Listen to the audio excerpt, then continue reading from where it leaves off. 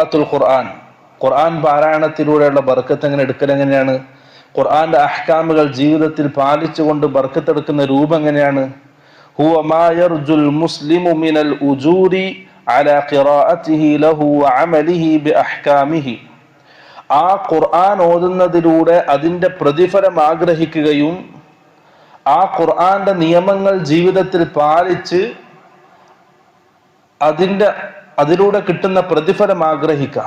അതാണ് ഖുർആനിലൂടെ ബർക്കത്ത് എടുക്കുക എന്നുള്ള ഉദ്ദേശം.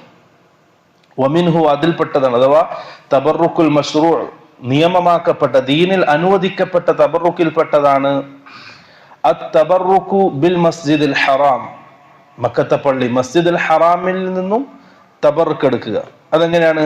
ബിസ്സലാത്തി ഫീഹി, ആ പള്ളിയിൽ നിസ്കരിച്ചുകൊണ്ട്, ലിയഹ്സുല അലാ ഫദീലത്തിൻ മുളാഅഫത്തിൽ സ്വലാത്തി ഫീഹി,